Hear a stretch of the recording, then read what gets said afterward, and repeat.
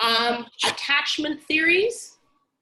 Yeah. Why is it that you want to talk about attachment theory? Is it because you're going through this schooling and this is something that's come up, or is this something that you had delved into previous to that?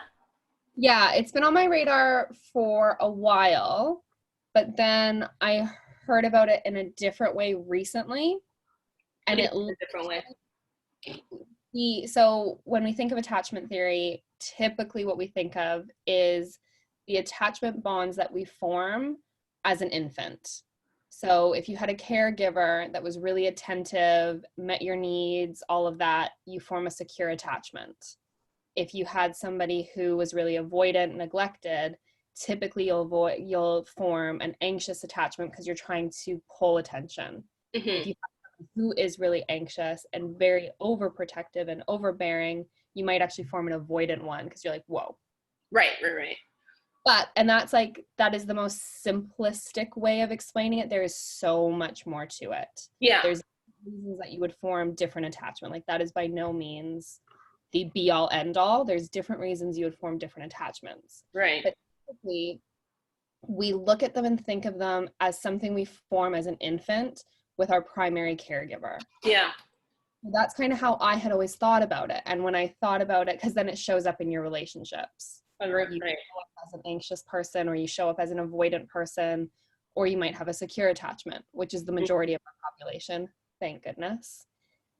But what we see is so many different things actually have an impact on your attachment style later in life, and it's actually very fluid. It's very changeable. Mm-hmm. So when I think of my attachment in intimate relationships in high school, I was a very different person than how I show up in later relationships. This might be due to trauma, it might be due to personal experiences, or the difficulties that happened in that relationship, and that other person's attachment style might have actually impacted mine. Mm-hmm. So they're very prevalent and they're very eye-opening once I dug into it in terms of how we show up into our later in life relationships. And I was having many an issue with my partner that I wanted to partner? Yeah. And he was just there, and he was like, okay, I guess we're going through something. And I was like, oh, are we ever? You're damn right. Yep. Bitch. You sit down. And I was putting all of my stuff onto him in so many different ways, but in very unaware, like aware, but also unaware. Like I was aware that there was an issue, but not wanting to take full responsibility. Mm-hmm. I was like, yeah, but it's still partly him. And I was just having this day where I was questioning everything. I was like, I don't even know. What is life? Do I just move back to Canada? Like everything was just up in the air. And I had seen a girlfriend in the morning, and she was like, oh, I'm reading this book that I'm really enjoying. And she's doing online dating right now after being out of a relationship for a really long time. So she's getting back into the game, as some might say. And she was looking into her attachment styles. And I was like, didn't really clue in that it would have that much impact. She's like, well, just read it. Just have a little skim through. And I told her about all of my reservations with my partner and everything I was going through.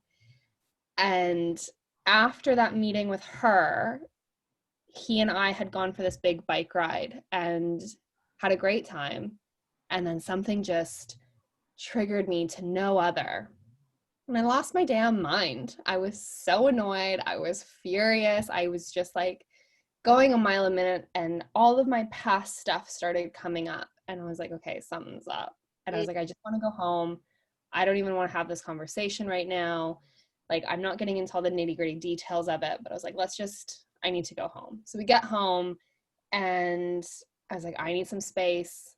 I'm going to stay in the room. You go live your life. And he was like, yep, bye. See ya. And I was like, fair. So I sit down and look over, and this book is sitting there. So I was like, well, now is as good a time as any to dive into this. And literally, I start reading this book, And you know those books that you read that just each word on the page, they're like speaking to your soul? And Mm-hmm. you're like, oh, mother F, yeah, here we go. So I was literally just read like a book, and all of my attachment styles and the activations and deactivations that we go through were outlined in this book.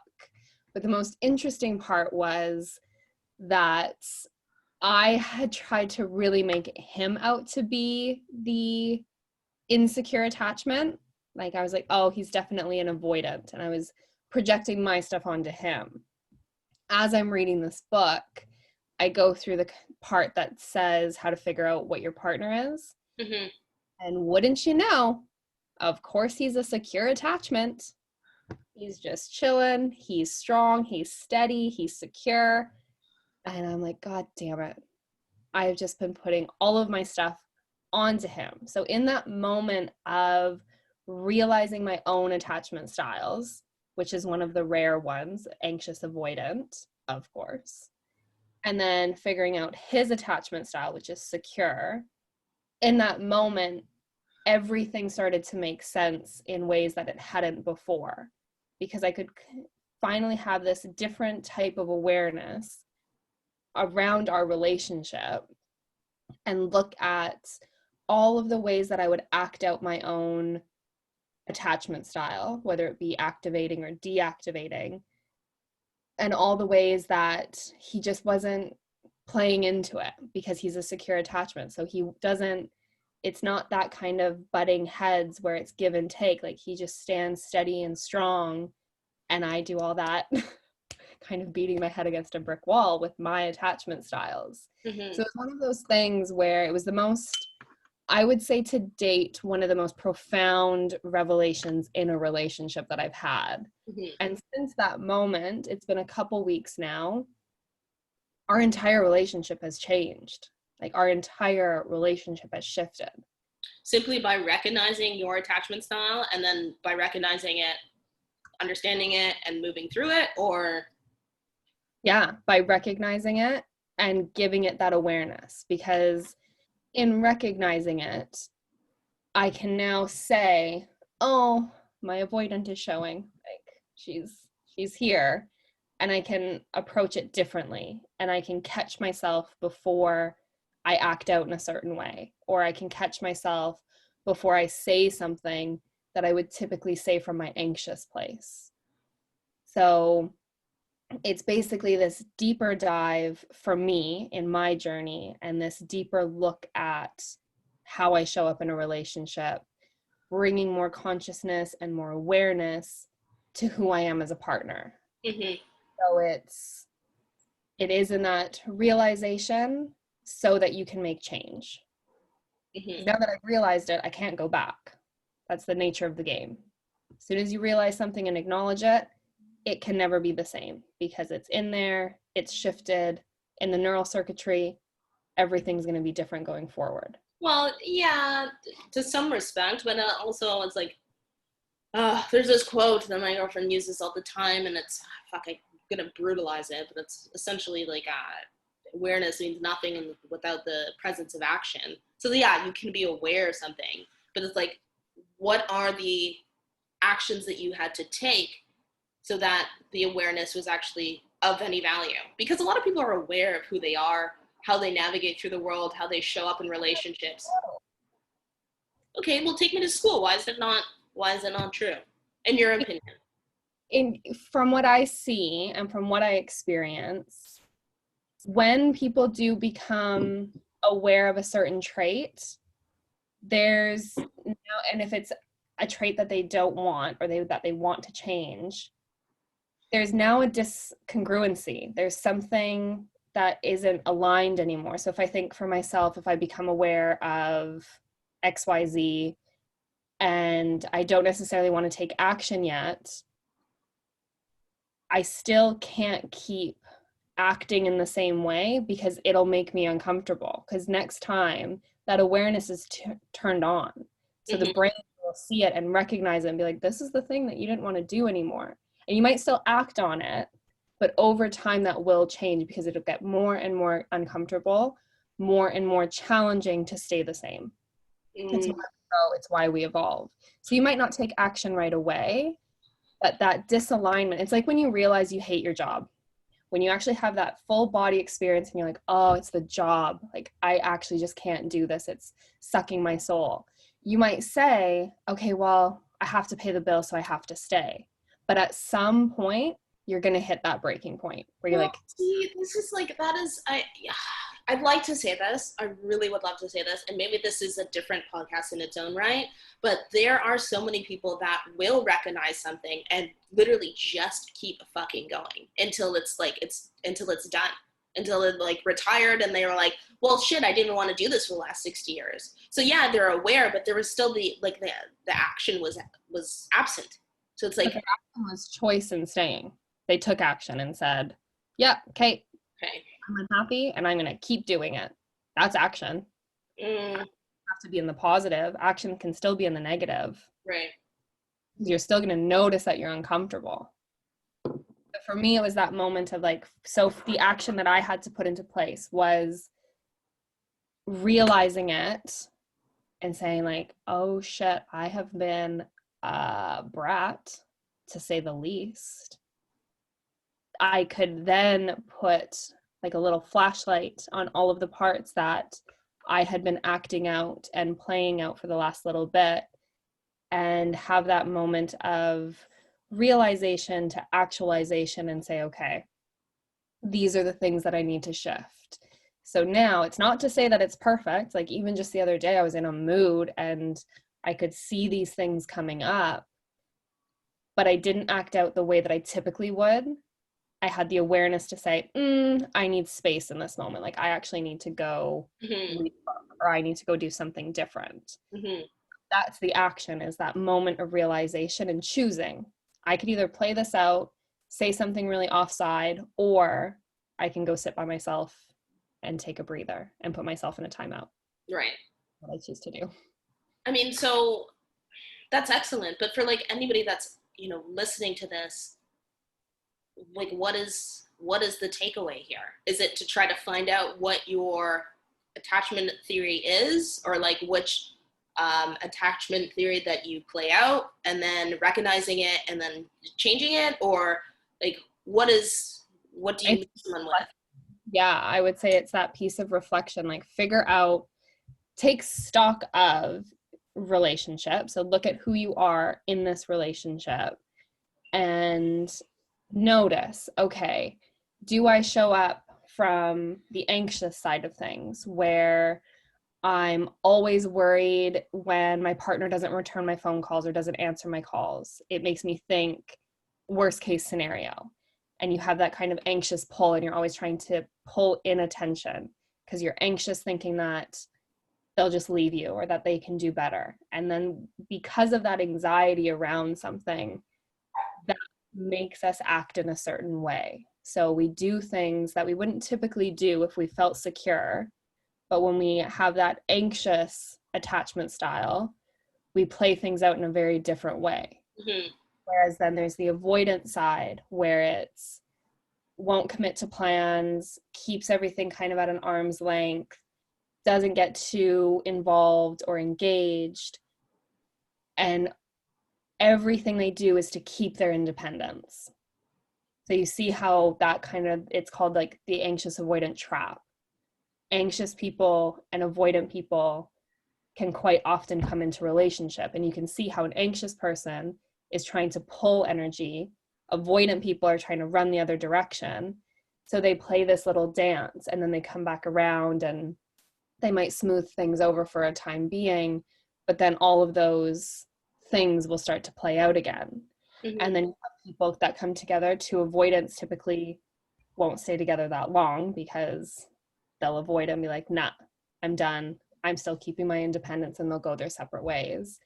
What we're trying to do is recognize these styles, anxious, avoidant, anxious, and then separately avoidant. And we're trying to move towards secure.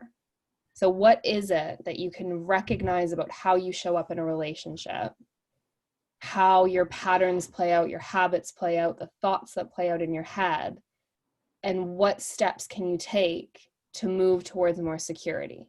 How can you feel secure in your own self in order to feel secure in your relationship?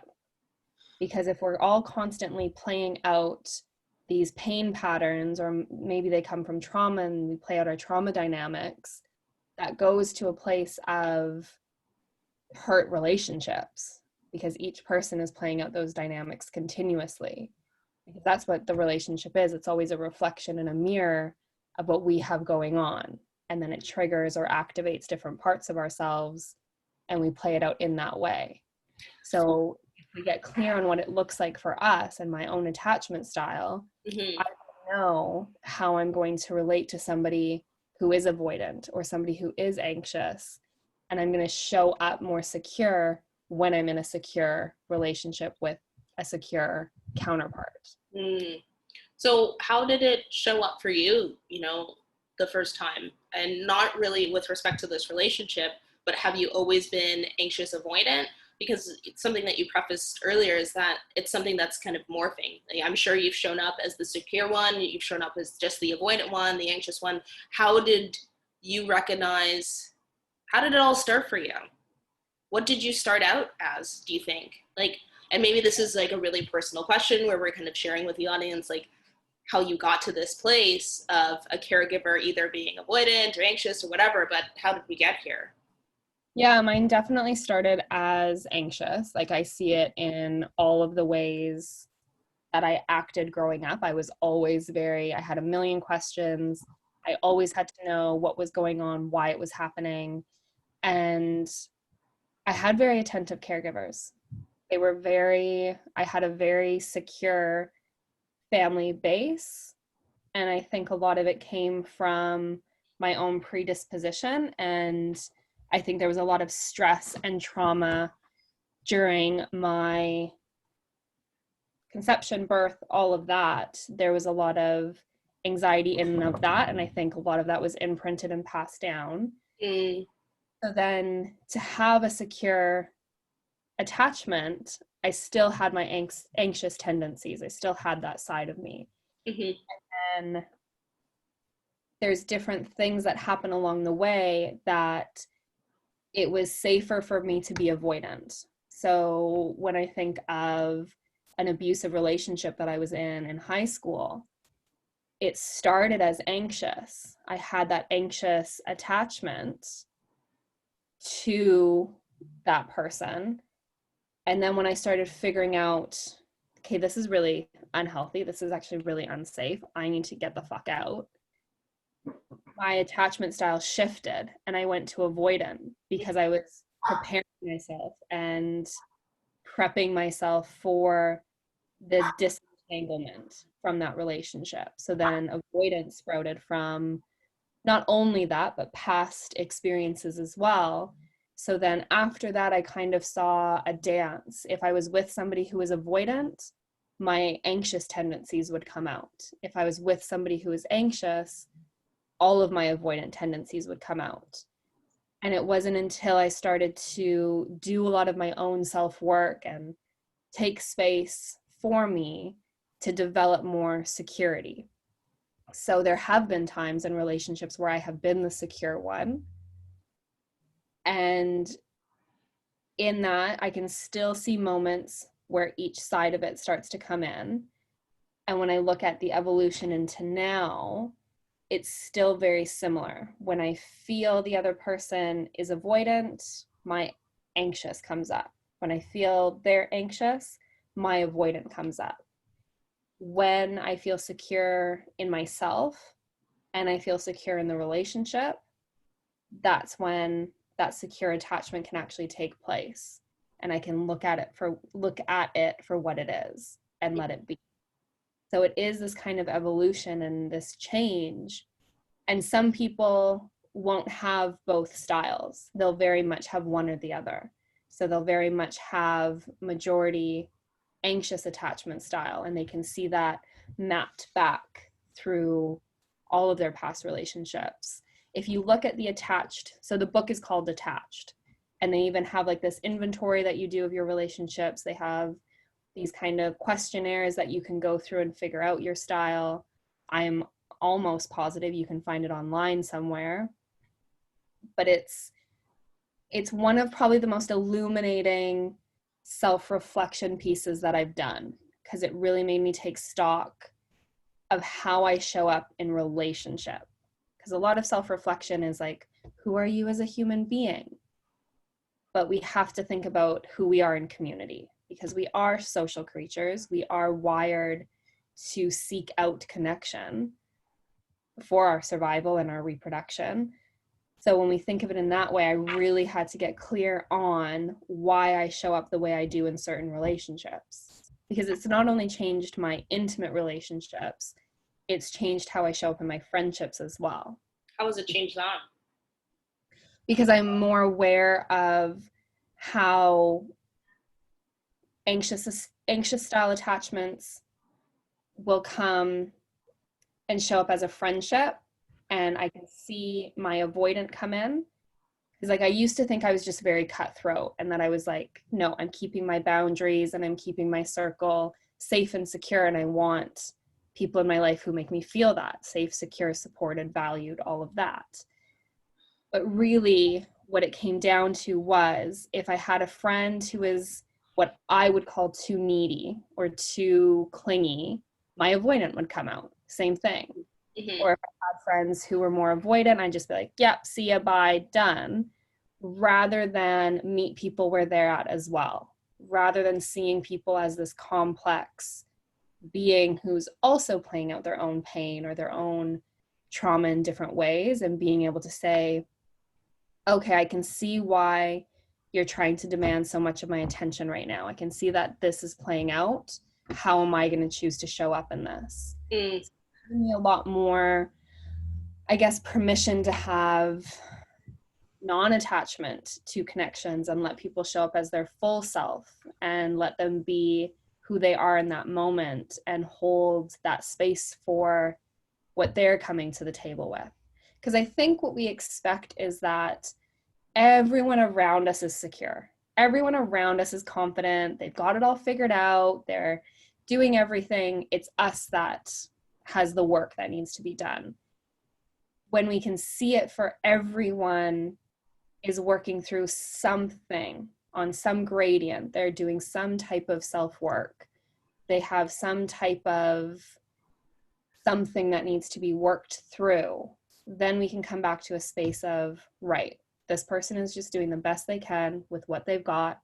They're showing up as best as they know how.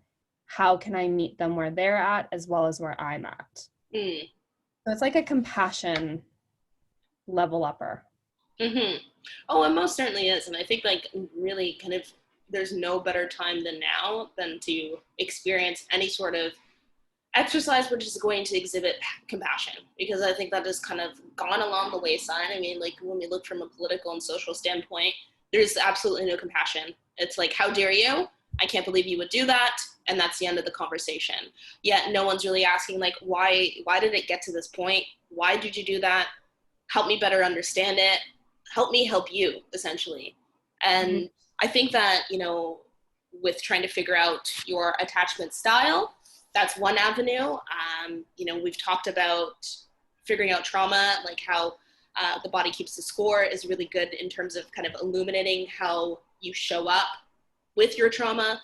Like all of this stuff is so beneficial because there's really, as I said, there's really no better time than now than to recognize where you're coming from and then understand where other people are coming from, or at least just realize that people are coming from different places and, okay, how do we get through this together? Yeah, so it's really interesting that we're bringing this up, and kind of the theme here for me is like compassion. That's what I'm seeing the most of, or the lack thereof, is compassion. But, you know, interestingly enough, with that whole concept of compassion, very seldom do people have compassion for themselves too. Like we treat ourselves the worst. You know, I'm avoided and anxious with myself. And I'm also secure sometimes. Yeah. So yeah, the work comes really from within, and then once it comes from within, then you're able to like exhibit like outwardly. But something like this, I think would be highly beneficial. And maybe people understand it a little bit better when they're in a relationship or there's more value to it. But I can see the value being, far exceeding just being in a relationship. It's like, look, you're going to be in a relationship with yourself for the rest of your fucking life. Figure out how you're showing up. But you know what? I'm kind of curious because you said that, it can show up in friendships. It shows up in everything, any sort of relationship, whether it's intimate, whether it's professional, friendship. I want to know, of course, because I'm just naturally curious and I'm so self-absorbed, obviously, but what kind of attachment style do we have? So take a longer pause. Why don't you? Answering how I see each of us in the relationship or how we interact. Is that? Yeah. Because you mentioned there are some people that are like anxious and so you're avoidant and so on and so forth. But I would just be curious to know like what's it like for us? I would say for me that I feel we have a very secure attachment. And the reason that I say that is because we've always let each other show up fully. And we've always let each other show up in ways that maybe they don't mesh from time to time. Like we've had our moments and like, girl, we have been through it. Anyway. Shit. Yeah. But it was never like neither one of us ever chases the other. And I don't think either one of us has ever ran away. We might have said like, I need to breathe. I need some space in this moment and I need to be with me. But it never felt like true avoidance and true being like, get out of my energy. It felt very much like, okay, this side of it's going through a thing, so I'm going to chill over here, and then vice versa. When this person's going through a thing, that person has chilled. So it's felt very secure. It's felt very on my end. Mm-hmm. I'm curious to know what you think. No, I think it's felt, for the most part, it's always felt secure.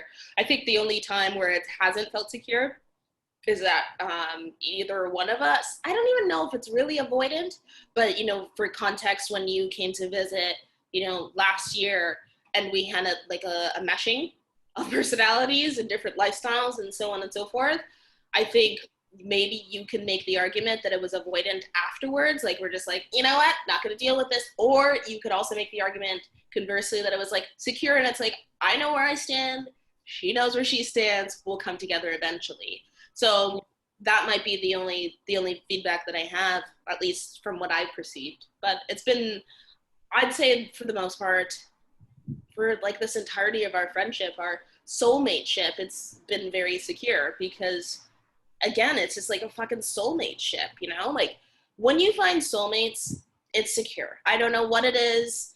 It's just because that's your fucking person, right? Those are your people. That's your tribe. It shouldn't, it begs the question when someone falls out of your tribe, like, were you really even a tribe member? Like, was I just kind of haphazardly just kind of offering this olive brand, bringing you in when really, like, you were already kind of exhibiting these traits, which I was already kind of questioning. So it's like, I don't know. Yeah, because I think that's the other part that gets confusing. And I think that's a really good point to bring up, because when I think of my current partner and I, he is like, when I look at him, I'm like, oh, you're everything. Like, yeah, you're the guy that I want beside me. You're how I want to walk down this whatever path we're doing. Mm-hmm. In that soulmate-ness of it, I motherfucking hate him some days. Oh my God. Yeah. He shows me all my shit. Oh yeah, you're just annoyed with them because it's like, you know what? Just don't point out all the spinach in my teeth. I know I have work to do and I don't want to talk about it. Right. That to me, that's a soul connection, is being able to activate each other, but then hold each other in the healing. Mm-hmm. Mm-hmm. Triggers and mirrors and reflects and activates all my stuff, but then he's also in that space of like, ooh, this is uncomfortable, how are we going to get through it? Mm-hmm. And then I'll throw a little tantrum and then I'll work through it. Mm-hmm. And I think that's the part where that was my questioning. I was of the mind that those really deep, meaningful soul mate relationship, whatever you want to call it, shouldn't be as hard as it was feeling. Mm-hmm. You'll feel like you're both swimming the same direction, where I felt sometimes like I was swimming upstream and he was just swimming downstream so easily. And I was like, what the hell? Mm-hmm. Relationship should not be this hard Mm-hmm. if we love and care about each other as much as we say we do. Yeah. If it's like forever relationship that we're saying we are, it shouldn't feel this hard. Mm-hmm. But that mentality was my avoidance. That was my way of being able to say, well, I'm going to keep my independence. This is too difficult. Don't want to be involved in it. So when I could realize and recognize that, I can say, yeah, okay, you are going to bring up a lot of my dark side, a lot of my shadows, a lot of my ugh, and we're going to work through it together, and I can be vulnerable enough to show you that and to be Mm-hmm. alongside you. Yeah. It's interesting that you even bring up vulnerability, because it's something that recently came up for me in, my most recent relationship. And I didn't realize that I still had this kind of attachment, so to speak, of vulnerability and how I hold it and how I even value vulnerability. But to me, it can be one of two things: either super powerful or you feel powerless. And I always erred on the side of the latter, of like powerlessness. And so it's been difficult at times to really allow yourself to be, essentially in my mind, like powerless, but it's so critical to allow yourself to be that, to be vulnerable and to like hold space for it, because then you're just going to be fucking avoidant or anxious. Yeah. Because it shows up in so many ways. Okay, so I'm curious then, what does it look like for you in moments where you're like, fuck, I'm about to be really vulnerable and it would be so much easier to avoid this? How do you give yourself a pep talk? Like, how does it work? How do you I straight up fucking avoid it until fucking human being acts like a mirror and just shows me my shit, and then you realize like, fuck, like this isn't gonna go away. And it's not that I want it to go away, like it's a weird struggle that you have with yourself. It's like, I know I gotta acknowledge it, I want to work through it, but I don't, because it's actually really comfortable to be this like kind of small shitty iteration of yourself, like you're kind of hanging on to it because it's like it's comfort, but it's literally holding back your growth. You've done all this work just to have it all kind of thrown away because you don't want to step up to the plate and just say one small thing. So like, no, it's totally more natural for me to be avoidant, but it doesn't really get you anywhere, like with this person that's come into my life, it's really kind of a wild experience in the sense that like she embodies like all of these things that I ever envisioned for a partner, and it's like right there in front of me, but yet like here I am being like avoidant, and I'm like, no, I don't want to talk about this. So it's just like there's an aspect of like self-sabotage too, and it's that in itself is such a bizarre concept, like why we allow ourselves to go down these paths that we don't want to go down because we've been down them before. We know how dark and shitty it is, but it's just like, well, here we go again. Maybe if I pack a snack this time. And it's like what the fuck? You know what this is going to look like. You're going to run out of snacks. Yeah, and then what? You're not going to have enough water. You're going to run out of snacks. But like, we allow ourselves to do that. And I would actually love to understand, not to deviate too much from your original question, but I would really, really love to understand. And if anybody's listening to this, and if anybody's out there that has like the actual background and like expertise to unravel this question, but I would really love to understand the mechanism of which our bodies, our minds go through that make making shitty decisions so addicting. Like, why do I like to just be this shitty version of myself? Like, why do I allow myself to be that way? Because it's not serving me. It's not serving me as a person, it's not serving me as this person that I want to show up in a relationship. I don't want to be avoidant, but yet it's just like, I just naturally fucking waver that way. And I don't understand why it ends up happening. But maybe it's just as simple as like, I'm literally just not taking action for it to not be that way, you know? Yeah. I've heard a few schools of thought on that one. Take I me to don't know. school. Well, I don't know that they've actually like narrowed it down to the exact reason. Like, I don't think they've actually found, and I could be wrong on this, there could be something out there now, but I haven't found that exact pathway in the nervous system or the body brain connection that happens to make us make these decisions. Like, there's schools of thought where it says that dopamine has a big play in it, and you avoid the things that don't make you feel good and keep going towards the things that make you feel good. Yes. But also safe. You go towards the things that make you feel safe, because the brain is wired to avoid anything uncomfortable, because discomfort means a threat to our survival. We think to the primordial way of thinking. So that moves us towards not only pleasure, but comfort. So if we're like, okay, well, I've always felt comfortable when I haven't had awkward conversation.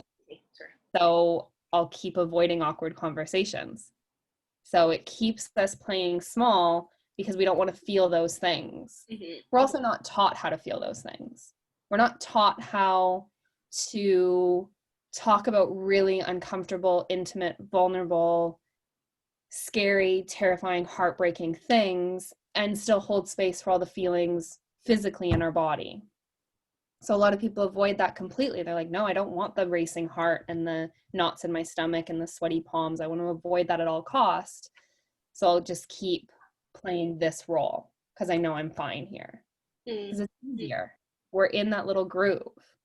And then like when we think of like, there's the way that Joe Dispenza talks about it, because you've read Breaking the Habit of Being Yourself. Yeah. So he talks about it in a way of like the actual physiological makeup of our body is set in a certain way. And anytime we try to move it, our body keeps trying to bring us back to baseline because we've created this set point in our body almost. So anytime we try and deviate from that, the body signals more of the chemicals that will make us feel that set point. And it takes typically more than 21 days to actually move and change our physiological makeup. So there's so many different reasons and ways, but what I have noticed in my own personal experience is that we just don't like feeling uncomfortable. We don't like it. So growth, action, movement, change is unknown, uncomfortable. Yeah. And particularly, it's actually, I don't know why this is, but you know, a lot of people are okay with feeling uncomfortable, but where it really rings true is when it's matters of the heart, because the heart is so fucking fragile. You know, I can feel uncomfortable. I can stand in front of, you know, a crowd full of people, and yeah, I'll have sweaty palms, my heart's racing, but I'll give a speech, you know, and for a lot of people that is uncomfortable. But, if I have myself and, you know, someone sitting next to me that would say that that was uncomfortable, where we can both have the same commonality is like when it comes to matters of the heart, because that's kind of like such a collective universal thing where it's like, no, you have to protect this one little fucking organ so badly. So that's where I really struggle, you know, and I think that's where a lot of people really struggle is why does it have to be that way when it comes to love? Yeah. I think back to Brene Brown a lot on these topics. Isn't she like, girl, love her. Because when she talks about shame and she talks about vulnerability and she talks about the courage to actually step into those spaces, I think that word shame is so imperative to what this is, because if you think about what it means to be ashamed of something, to be ashamed is that similar feeling of not belonging. So if I've done something or I'm about to do something that I perceive will make me not belong to my tribe or my crew or whatever it is, we want to avoid that at all costs. Because if we think back to, I'm such a science person, so sorry if I keep coming back to that side of things, but if we think I would back, love for it to mainly be that side of things.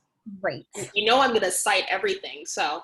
Yes. A full reference list, APA style. APA style for sure, homie. 7th edition, obviously.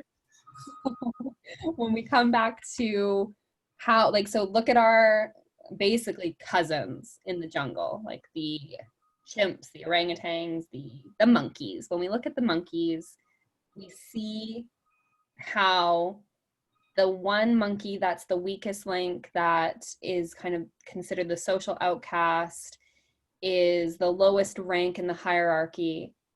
They're the first to die. They typically get left to the side. They're not taken care of. They're the ones that get beaten up by the other members. Their food is stolen, all of that. So we have that very, very innate knowing that if we do something wrong, we'll be the outcast, we'll be the lowest monkey on the hierarchy, we'll be the ones left behind. Mm.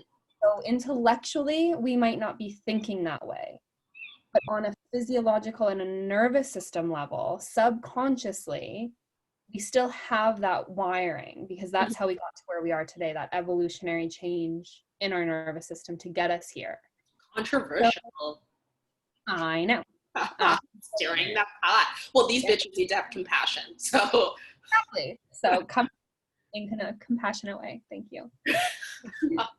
That's the thing, is we don't want to be that monkey. So when I think about having a really uncomfortable conversation and telling somebody how I'm feeling and that maybe they've done something wrong, whatever, I'm telling myself a story of the worst possible way it could go to prepare myself, because the brain wants to make sense of the outcomes and it wants to guide us away from the most threatening outcome towards the most safe and secure outcome, because survival instinct. So I think in a lot of ways, matters of the heart is just another way of looking at our deep, deep, deep-seated need to belong. We need to feel loved and cared for. And if we tell a partner that they're doing something that we don't like, we run the risk of them leaving. We run the risk of them, quote unquote, not loving us anymore. And that's terrifying, especially if we are invested in that relationship. Mm-hmm. So I think a lot of the time it does come down to that need to belong, to be supported, cared for, loved, seen, all of it, and included. No, I completely understand that. And for a lot of people listening, I'm hoping that they would understand that as well. But as we're talking about this, and a lot of the topics that we've talked about, there could be people that are listening that are like very much at the beginning stages of their like evolution. So it's like, I'm never certain on how like, what is the takeaway? If you're that person, what do you do? Is it just like being aware of it and deciding to make action? Is that the most simplistic way of like, this is the takeaway, or what? You know, it's so easy for us to say because we've gone through the steps of getting us to where we are now. And even if when I kind of look back, I don't even know if they're really, I can attribute a certain time frame or a certain timeline of when this shift started happening. I just always kind of felt like I was always kind of evolving, and then I became more aware of it, but is that maybe how it goes? Or is there literally a point where you're like, nope, today's the day that I'm going to change? And I think for people that, depending on where they're at, you know, if someone is, let's say, like an addict, it is, you can very much have a concrete day, like, this is the day I'm going to stop smoking. This is the day I'm going to start drinking, or I'm going to stop doing drugs.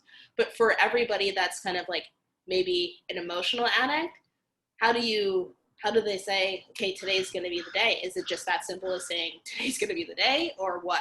Like, what do you tell people that come to you? Exactly that. Like, you stand in conviction and say, nah, no more. I'm not doing this anymore. Like, this is the thing that needs to change. Or even if you don't know what it is that you want to change or that needs to change, it's saying that I know there's something better for me. I Mm. know there's a different way of being, and I'm going to discover it. Because nobody has the answers. It's not a one size fits all. Along the way, you're going to find different schools of thought. Like, you'll go through a Brene Brown phase, and then you'll go through a Michelle Obama phase, and then a Joe Dispenza phase. And they're not all saying the same things. Maybe they're saying some of the same things in different ways, but they also say completely different things. And that's the beauty of the journey, is trusting that intuition and trusting, okay, today I'm going to go to this Kundalini yoga class that I would never have gone to before because it feels right in my body, because Mm. some little voice in my head is saying, go do that thing. And I'm going to be open to it. And I'm going to be in that space of allowing. But I think it does come down to that singular moment of, there's something better, there's something more, there's something different. And it's making that claim and saying, okay, now what am I going to do about it? How am I going to navigate this going forward? And Yeah. within that, the overarching theme to, like, basically life is compassion. Compassion for others, but so much more compassion for ourselves. So much more compassion, because it's not easy, this whole journey of self-discovery, development, growth, whatever you want to call it, but so worth it. And it's going to be messy along the way. And in those messy moments, that's where compassion is so key, because it's saying, okay, how human of me to do that thing that I just did. Like, yeah, I really messed that up, and I'm going to learn from it. I'm choosing to take action, and I'm choosing to have a conversation with somebody who knows something different, or discover a new podcast, or read a different book, and continuously be in that space of showing up. Because quite often, I think there's a misconception that doing the work is just sitting in self-reflection and being like, oh, I noticed that I'm this way. Okay. And now, Yeah. what you do? Now what? Uh-huh. And actually doing that tangible, physical, embodied work, and saying, I am going to show up in these conversations. I am going to do this thing, or I am going to whatever, but starting with self and making that convicted commitment. Mm. I think honestly, yeah, it's just the awareness and then deciding to take action. But for what it's worth, I mean, I'm no fucking medical practitioner. I have no license in any of this. I'm just talking from my own human experience. I think kind of one of the best times to do it, or where it can be most fruitful, and again, take this for what it is, but either being in a relationship or when a relationship has just ended. Because for me, like, those are real key mirrors of like who you are and how you show up, is either after the relationship's ended and you're doing a retrospective and you're trying to figure out, okay, what worked well, what worked less well, and how do I move through this? Or actually physically being in the relationship and being like, what is working well, what is working less well, and how can I get it to be better? And I think during those times, those pivotal moments in our lives, that's where we'll want to take the most action, because it's either happening or it's about to happen again. And again, it comes back to matters of the heart. No one wants to die alone.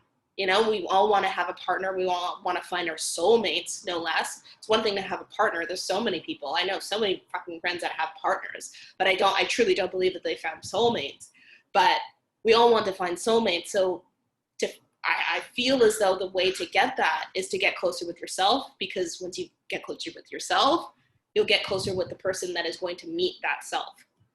Yeah. That's the only feedback that I would give, because I found for myself, the most amount of growth has happened after a relationship. After I've looked back and was like, well, why didn't that fucking work out? And I can a laundry list, a scroll of shit of that I didn't like about myself, stuff that patterns that exhibited, behavior traits, and it was just like, ew, all of that was so fucking ill. And so ill to the point where it's like, absolutely not. I'm not letting that happen again. So I feel like that those are really kind of really key pivotal times where you can really kind of be the most self-reflective. It's not when you're on your high highs. It's so hard to look at the shitty parts of you when you're like, I'm doing good, I've got my friends, I've got money in the account, like all of that's great. But it's those moments where it's just like, okay, why isn't this working out? Why am I not solving this side of the Rubik's Cube? Yeah. Those are the times where it's like, okay, I need to step away from this fucking Rubik's Cube and figure out what's going on here instead of just going through the patterns of trying to shape shift. Yeah. Yeah. Now, with the Self-Agency Academy, are there like, maybe this is on the docket, but are there things that, what is it that you do? Like if I were to come to you and say, look, I'm showing up in really shitty ways in these fucking relationships and I have no idea what's going on because I'm fucking perfect. What would you tell me? Like, yeah, we need to talk. Yeah. Or are there pieces like exercises that you go through with them, or like what is it? Yeah, everything is individualized. So each program that we put together will be unique to the person. And it's like there'll be intake forms and a consult conversation where we kind of dive into what does this look like? What's going on for you? Where do you want to go? And we get really clear on, are you willing to do the work? Like, are you actually willing to show up in this? Mm-hmm. So we have a real conversation in the beginning because I've done coaching and nutrition for so long. I've worked with a lot of people who want a quick and easy fix. They want kind of that pill, like, just give me the kale smoothie recipe that's going to make everything fine. Mm-hmm. Nah, boo. Like, there's so much more to it. You can't even eat kale. It's off the list. Sit there. That is it.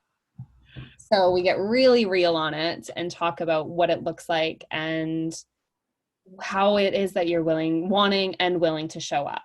And then from there, we do weekly calls, depending on the program that we put together. It could be weekly calls, it could be bi-weekly calls, but we get into very in-depth conversations on those calls, and then there's homework up into those. So there's different exercises, different resources to look through and work with, so that what we're trying to do is to build a lifestyle.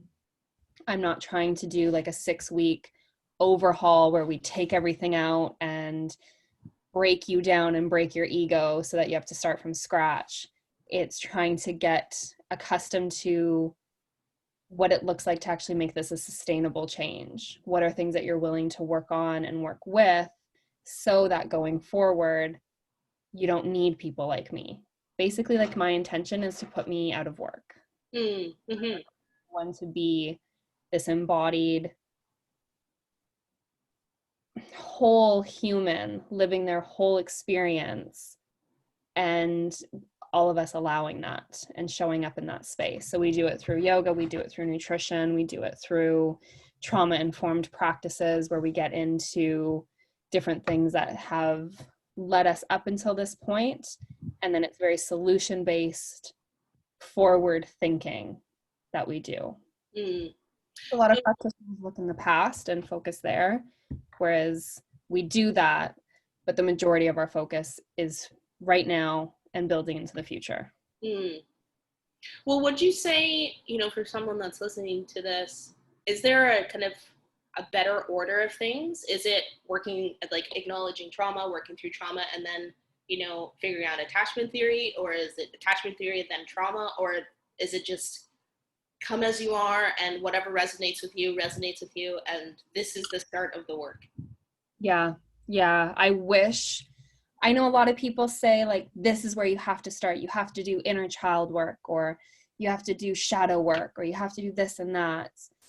And I disagree. I don't think there's a one size fits all or a certain starting point for anyone. I think everyone meets everything, every experience, every person as and when they're meant to. So my job coming in to do, say, a coaching or a mentorship or whatever that looks like, is to come in and see who you are right now. And then that's where I dictate where we're going to start. Because if somebody comes to me and says, oh, I've done all of this work, but there's just one thing that I'm missing, well, I'm not going to take them back to this attachment theory or shadow work if they've already been there, done that. I have to see where they're at, meet them in that place, and then bring in the tools that I have that could complement what they've done. If they're coming, they're like, I've never done anything, I feel like a toddler trying to figure my life out, we're going to look at where it is that they're headed, because I'm not going to speak Japanese to a French person. I have to meet every single person where they're at. Mm-hmm. So if they need to do it all movement based and physical body based, we'll have a very different approach to somebody who's very cerebral, very mind, education, science based. Like, it's going to be two different approaches. Mm-hmm. So I don't think there's any one place that we can start, except maybe that space of acknowledgement and saying there's something different, and now I'm going to seek and I'm going to find what that looks like. Yeah, I honestly truly do believe that it really just fucking comes down to that. You realize that there's something ugly that you don't like. Yeah. I mean, it doesn't even have to be ugly. It's just something that it's like distasteful. And look, I don't want to do this anymore, and I got to change it. Yeah. So just do the work to change it. And yeah. It's people just get so imprisoned by their own minds, and they become crippled by it. Because that level of awareness and acknowledgement of that there needs to be change is like eating an elephant. They forget how to eat an elephant bit by bit, but they just realize, like, shit, I have this little elephant, I gotta eat it. Yeah. And that's unfortunate, because it keeps people from achieving their highest potential, achieving their highest self, and in that, achieving their highest potential. That's what makes me sad for a lot of people. And I hope people don't listen to this as like a self-righteous thing, because I truly do believe I'm hopeful that we can all achieve that. You know, we can all just be on this path of absolutely development and growth. But I've seen it in, you know, my peers, of how crippling all of that work can be for them. It's a deterrent to the point where, like, it's like a lot of people like to want to take certain fields of study, and they're like, no, it's too long in school, won't do it. They could be the best doctor or lawyer or psychologist or mechanic or whatever the fuck that is that they want to do, but they're like, I don't want to be in school that long. Yeah. And they don't realize, like, yeah, that's the work that you got to do, but it's going to be so worth it on the other side. Yeah. And I think that's another big disservice that we do ourselves, is how future focused things are, in the sense that we live in the future. Like, all we think about is, 6 years of schooling. All I can think about is how long and hard that's going to be. But if you get that out of the way and say, well, today I have to do one class. Okay, I can do one class today. That's fine. We don't have to look at it as like this 6-year degree or this 10-year master's, PhD, all of that thing. We could break it down and say, today I have to write one essay. So I'm going to sit here and write this essay. It's the same thing when you go for a hike and you look up at the top of the mountain, you're like, there's no way I'm ever going to make that summit. Like, that, it looks impossible. It looks hard. But then you just put one foot in front of the other. You don't have to keep looking at the summit the whole time, psyching yourself out, thinking, I can't do this. This is too hard, too overwhelming. I'm not fit enough, yada, yada, yada, this whole inner talk.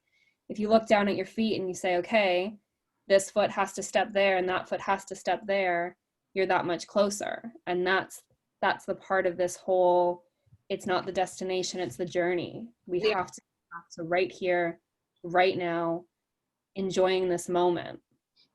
Because if you and I sat here and all we thought about was what we have to do next week, we're not going to be present in this conversation. We're not going to be able to say things that matter to us right here and now, because we're going to be disengaged from it, distracted from it, and thinking about that space in the future rather than what can I gain and learn right here in this moment. Presence is a huge part of it.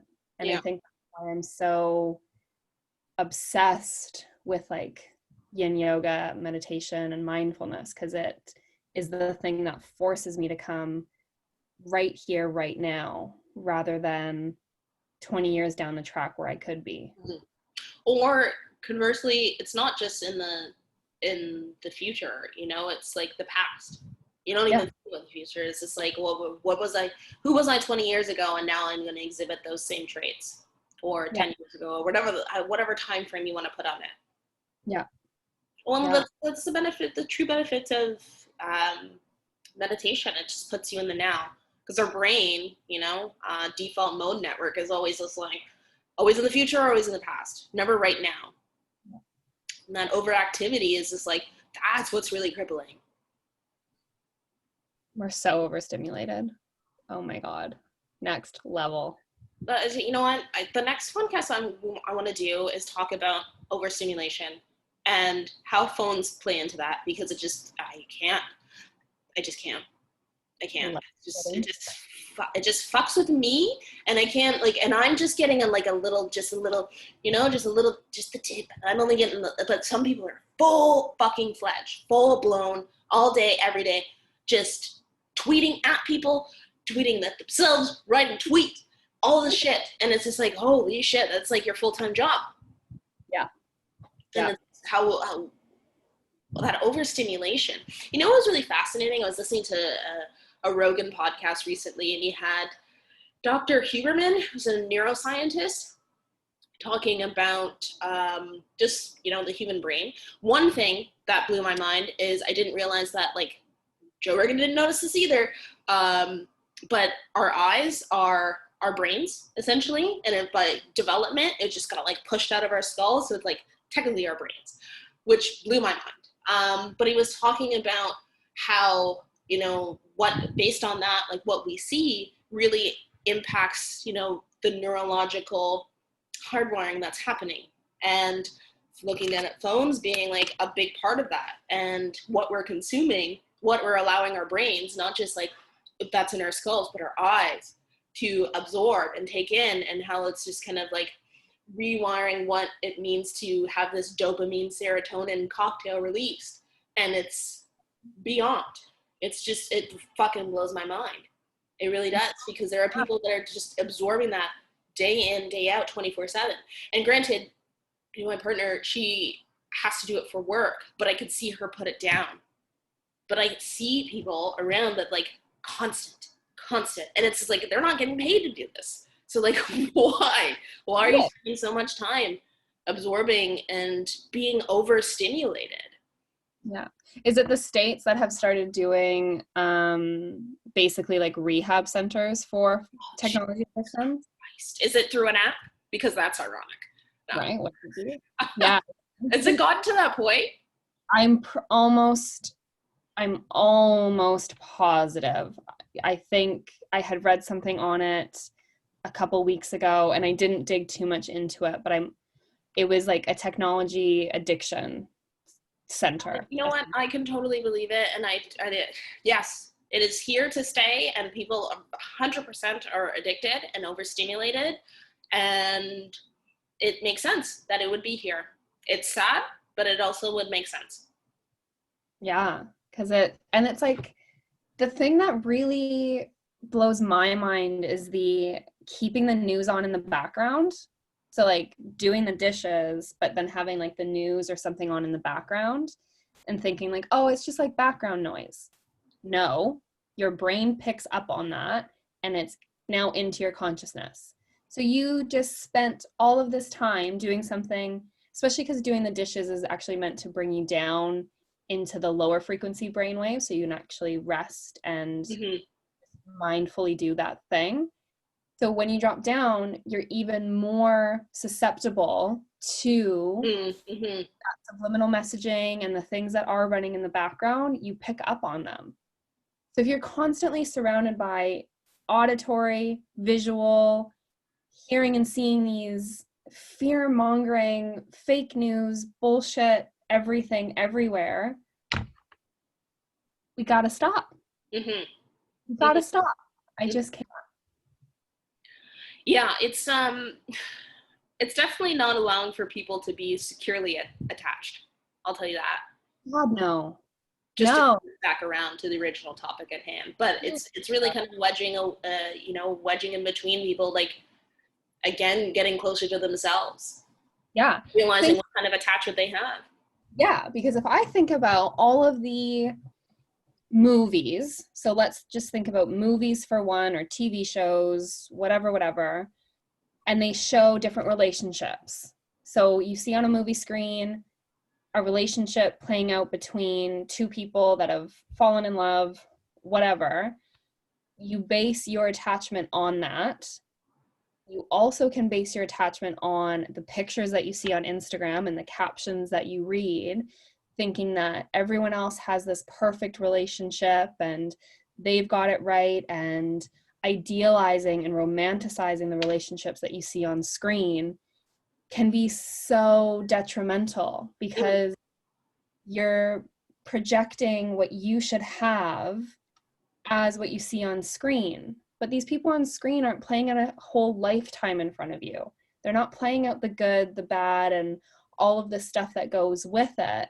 And when we idealize that and romanticize it, it's no wonder that you then watch like a chick flick and get off and be like, oh, but my partner never talks to me that way. No, fucking, he's not Patrick Dempsey. Get out of here. No. Stop it. He also has a dad bod, so, like, take your leave. Get out of here. No, I think that plays a part to it too. Kind of just living these weird fabricated lives. And I don't know why we would want to, because again, it just takes us further away rather from ourselves, because it's not real. We're not fabricated. There's holes in this fabric, but they're like beautiful holes. They all tell a story, and it's just like, let's just live that out instead of, fine chiffon. Finally press chiffon. Yeah. Just let it be. Anyways, is there anything else that you want to talk about attachment theory? Because I think this is really a kind of illuminated things for myself. I'm going to link some resources below the description for people, because I'd like to take the questionnaire, and I'm gonna, if my partner wants to, I'll ask her if she wants to take the questionnaire. I'm not gonna force her. Maybe she's gonna be avoidant, maybe she's gonna be anxious. I don't know, but I'll ask her if she wants to do it, because I'm curious, and let me just say this, for anybody that's avoiding doing the work, it's so fucking worth it, but you do become addicted in a sense of your own growth. And that is, I feel as though that is one of the healthier addictions that you can have. So get ready for like kind of a lifetime of just like wanting to get better, but I don't see the harm in that. That's the disclaimer here. It's like, warning, you are going to want to be the best version of yourself all the fucking time. Because once you see the shitty versions, you're like, absolutely not. I'm not going down that path. Yeah, exactly. I'm going to put that disclaimer at the beginning of this fucking podcast. Yeah. Growth will pursue. Sorry. Warning, you're going to want to check your weave on this one. Yeah. And we're here to check it for you. So. Your wig slided off. Cool. But yeah, no, sorry. Is there anything else that you want to talk about in terms of attachment theories and what someone should take away from this, besides everything that we've given them? Yeah, I really like that we brought it back to media as well, because I do think that's a really big thing to stay aware of. When you see, and like as I say this, I'm speaking to myself as a reminder. So I'm not generalizing and speaking to others, I'm speaking to myself. But when you see people on a movie screen or on Instagram, social media, whatever, and you find yourself looking to that as an idealistic relationship or the idealistic partner, take a moment and remind yourself that there's more to the story. There's more going on behind the scenes. Come back to that space of, what do I want in a partner? What do I need out of a relationship? What do I need from myself? What do I need from those around me? Not what am I seeing portrayed as a societal norm and as a cultural thing that we talk about and say is right or good or whatever, but come back to yourself and figure out what it is that you want from a partnership, what's important to you.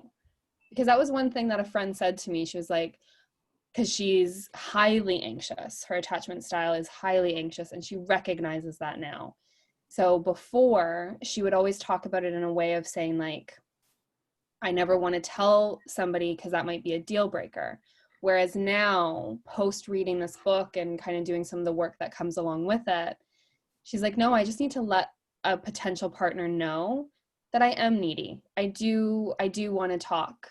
I do want to get text messages saying, how is your day? Those things are important to me. So she can now own it and not belittle herself and make herself sound like this clingy, needy person, but she can say, no, this is the thing that I know makes me feel secure. I need to know that I'm thought about. That makes me feel secure. And what she found was when a partner then started messaging her, it wasn't that she needed the text message. It wasn't that she needed that thing to change. It was her acknowledging that part of herself and letting somebody do that for her and letting somebody show up in that way. And then I don't know if the text messages continued, but they have a very secure attachment now. Because she was honest about it, not making herself sound crazy or this and that, but saying, no, this is what I need. And I'd reckon the byproduct of acknowledging it and just saying the words like, this is what I need, it kind of automatically puts you on this different frequency where you're going to meet the people that are going to just do those things for you. Yes. You meet yourself and then you meet the people that see you. Exactly. Yeah. Love it. I love it, and I love you. This was really good. I enjoyed this one. I enjoyed them all, but this one was like, it got the wheels turning for me. And I love that the most because I'm just naturally curious and I want to learn about all these different subjects and concepts and topics. And I think it's really kind of the best time to be doing this kind of reflection, as we've talked about before, and that's going to be kind of its own series of conversations that we have, #COVID confessions.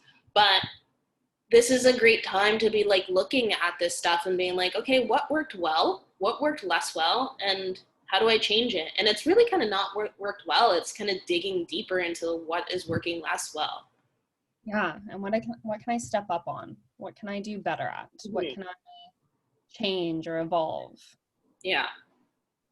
Love it. Addicted to growth. That's a good addiction, man. That's a good addiction. There's probably not going to be rehab centers popping up for that. Right. We done it. That'd be fucked up. Okay, I'm going to link some stuff below, as always. What is the name of your website again? Self-Agency Academy. Amazing. And I love you. I love you. Thank you for doing this. Thank you. Okay. For everything. I'm going to stop the recording. Did it. Can we? No, how do I stop recording?